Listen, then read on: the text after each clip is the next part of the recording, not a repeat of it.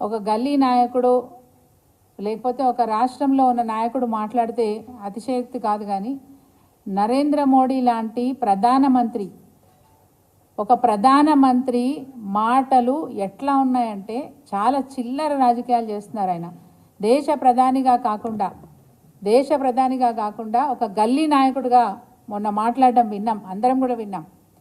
మొన్న వారు హైదరాబాద్ తెలంగాణ రాష్ట్రానికి వచ్చిన రోజు వాళ్ళు మాట్లాడిన మాటలు, అన్ని రాష్ట్రాలలో కుటుంబ రాజకీయాలు ఉన్నాయి, ఈ కుటుంబ రాజకీయాలు చేస్తున్న ఆ ప్రాంతాలన్నీ కూడా ఆగమైపోతున్నాయి అని చెప్పి మాట్లాడుతూ ఉన్నారు.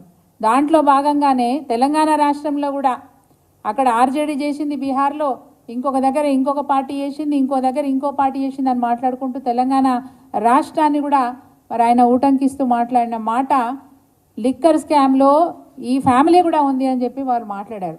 ఒక నరేంద్ర మోడీ మాట్లాడవలసిన మాటలేనా అని నేను అడుగుతా ఉన్నాను. ఒక ప్రధానమంత్రి ఎలాంటి సాక్ష్యాధారాలు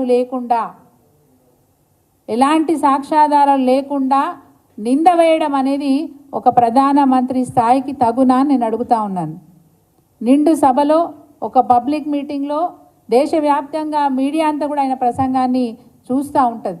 అట్లాంటి వ్యక్తి, ఆ స్థాయిలో ఉన్న వ్యక్తి ఒక చిన్న విషయాన్ని ఆయన నోటి వెంట మాట్లాడుతున్నారంటే నరేంద్ర మోడీ గారు దిగజారుడుతనానికి ఇదే తార్కాణం. ఇంకా అంతకుమించి చెప్పాల్సిన అవసరం ఏం లేదు. కవిత గారికి ఏమైనా డబ్బులు ముట్టాయా, వాళ్ళ ఇంట్లో ఏమైనా డబ్బులు దొరికినాయా, ఆమె అకౌంట్లోకి ఏమైనా డబ్బులు వచ్చి పడ్డాయా, ఎక్కడన్నా సాక్ష్యాధారం ఉందా? ఇంతకుముందు సత్యవతి గారు చెప్పినట్టుగా రాష్ట్రాలు వాళ్ళ పాలసీలు వాళ్ళు చేసుకుంటూ ఉంటారు. కేంద్ర ప్రభుత్వం కూడా అనేక కొత్త పాలసీలు తీసుకొచ్చింది. ఆమ్ ఆద్మీ పార్టీ ఢిల్లీలోనే కాదు, పంజాబ్లో కూడా ఉంది. అదే ఆమ్ ఆద్మీ పార్టీ పంజాబ్లో కూడా మరి మద్యం పాలసీ తీసుకొచ్చింది, అది అమల్లో ఉన్నది. ఒక్క ఢిల్లీ విషయానికి వస్తే కేజ్రీవాల్ని ఇబ్బంది పెట్టాలనే ఆలోచనతో పాటు తనకు సహకరించని ప్రతిపక్షాలను ఎట్లయినా సరే లొంగ తీసుకోవాలి, వాళ్ళు పిడికిట్లో పట్టుకోవాలి, నా ఇష్టం ఉన్నట్టు రాచరికం చెయ్యాలనేది నరేంద్ర మోడీ గారి ఆలోచన సుస్పష్టం. గతంలో ఈ దేశాల్లో ఉన్న కాంగ్రెస్ ఏమో స్కాంగ్రెస్గా మారిపోయింది. ప్రతి దానికి స్కాములు. మరి ఈరోజు నరేంద్ర మోడీ గారు కార్పొరేట్ సంస్థలను సాధడానికి ఒక ఏజెంట్ లాగా పనిచేస్తుండే దేశంలో. భ్రష్టాచార్కు హటాయింగే అంటాడు. అసలు ఈ దేశాన్ని భ్రష్టు పట్టించిందే నరేంద్ర మోడీ. అప్పిలో ఊబిలోకి ఈ దేశాన్ని తీసుకుపోయిందే నరేంద్ర మోడీ. కార్పొరేట్ సంస్థలకు ఊతమిచ్చిందే నరేంద్ర మోడీ. కార్పొరేట్ సంస్థల అధినేతలకు ఈ దేశాన్ని దాటిపోవడానికి, ఇక్కడున్న ఆర్థిక వ్యవస్థను దెబ్బతీయడానికి సహకరించిందే నరేంద్ర మోడీ. ఇప్పుడు నేను చెప్పిన మాటలలో ఏదైనా అసత్యం అయితే నేను దేనికైనా సిద్ధం.